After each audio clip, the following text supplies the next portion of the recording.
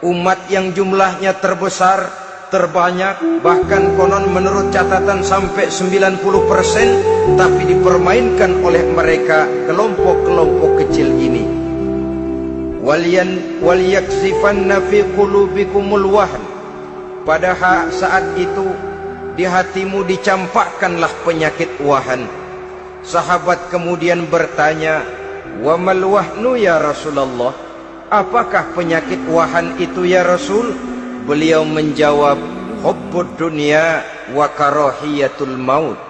Penyakit wahan itu tidak lain hubbud dunya wa karahiyatul maut.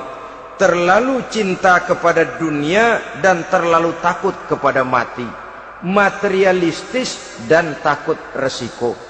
Dua penyakit inilah yang menyebabkan walaupun umat ini mayoritas, tapi dipermainkan oleh yang minoritas.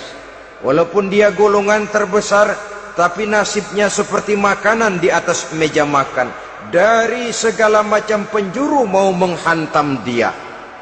Saudara-saudara kaum muslimin yang berbahagia, ini merupakan analisa sosial bahwa pada satu saat nanti akan terjadi di tengah-tengah umat di mana kita dihantam dan diserbu dari segala macam penjuru.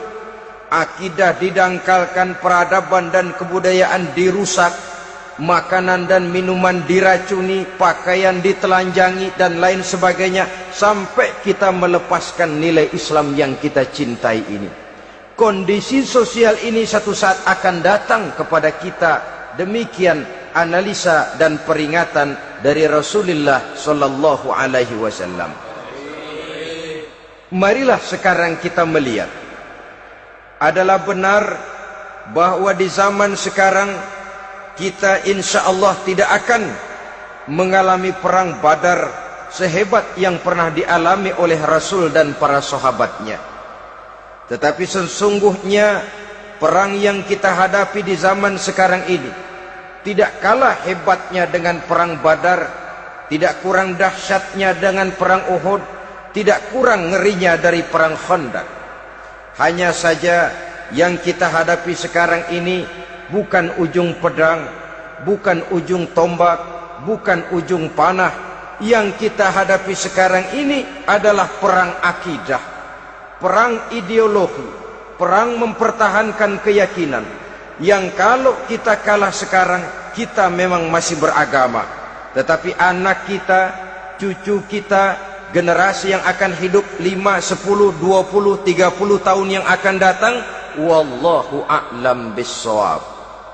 Islam, saudara-saudaraku, tidak mungkin hilang dari dunia.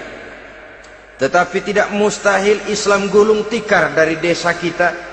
Tidak mustahil Islam gulung tikar dari kampung dan kota kita, jikalau kita tidak menjaganya, jikalau kita tidak memeliharanya, bahkan jikalau kita tidak mewariskannya kepada anak-anak kita, generasi yang akan datang. Marilah kita mengingat sejenak bagaimana Islam di Spanyol yang pernah jaya, pernah mewarnai daratan Eropa, dan yang sekarang hanya sekedar tinggal ceritanya saja. Ini pernah diperingatkan oleh Rasul dalam satu hadis, sayati ala ummati zamanun la yabqal Islam illa ismun wala minal Quran illa rasmun. Akan datang satu masa di tengah umatku di mana pada masa itu Islam ada tapi hanya tinggal sekedar namanya saja, dan Quran pun ada tapi cuma sekedar tinggal tulisannya saja. Apabila kita tidak mewariskan ini kepada generasi yang akan datang, maka serbuan-serbuan dari berbagai macam penjuru dari hari ke hari semakin kita rasakan kehebatannya. Tidak mustahil sejarah Spanyol akan terjadi di desa kita, akan terjadi di kampung kita, akan terjadi di kota kita. Orang Spanyol kalau mereka cerita kepada anaknya, mereka akan cerita, "Nak, di sini dulu ada masjid." Kapan, Pak? Dulu bener dah. Banyak orang Islam kalau hari Jumat pada sembahyang, kapan itu, Pak? Dulu sekali. Sekarang cuma sekedar tinggal ceritanya saja. Bukankah sesuatu yang sangat tidak mustahil apabila kita tidak menjaga dan mewariskan Islam ini kepada generasi yang akan datang, maka serbuan-serbuan akan membawakan hasil yang diinginkan oleh para penyerbu itu tadi. Kita sudah menjadi umat yang mayoritas, tetapi umat yang mayoritas ini menurut Rasul dikepung sedemikian rupa, akidahnya didangkalkan, peradaban dan kebudayaannya ditekan sedemikian rupa, kehidupan sosialnya dibuat individualis, kemudian dari segi pergaulan, pakaian, makanan, minuman dan sebagainya diracuni, sampai dia tidak lagi berpegang teguh kepada agamanya.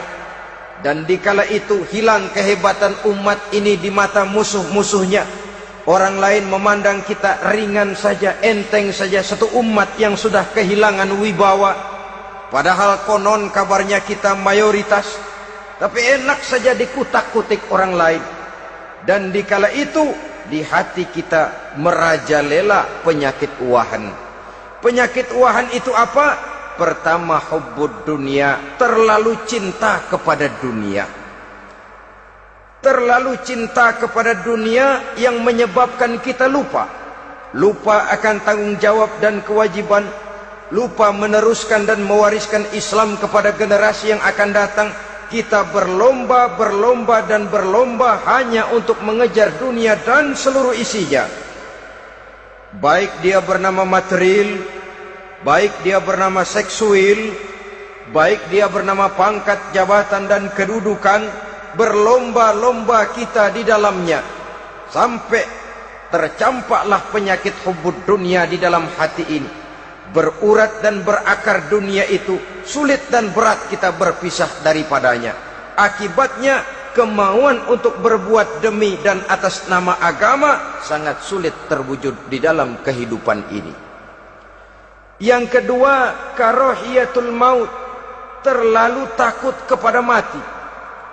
Baik mati ajal, mati dalam artian yang sebenarnya, baik mati usahanya, baik mati karirnya, baik mati pangkat dan jabatannya. Sehingga dengan demikian akibatnya jatuhlah kita menjadi umat yang kehilangan wibawa di mata orang lain. Saudara-saudara kaum muslimin rahimakumullah, saya katakan tadi, perang yang kita hadapi di zaman sekarang adalah perang akidah. Perang menghadapi peradaban dan kebudayaan yang menghancurkan moral daripada anak-anak kita. Perang menghadapi banjirnya maksiat dan munkarat, yang di tengah-tengah itu, di samping berkewajiban menjaga diri dan keluarga, kita pun juga berkewajiban menjaga anak-anak kita, generasi yang akan datang, mengarahkan dan mendidik mereka sesuai dengan yang dikehendaki oleh Allah Subhanahu wa ta'ala.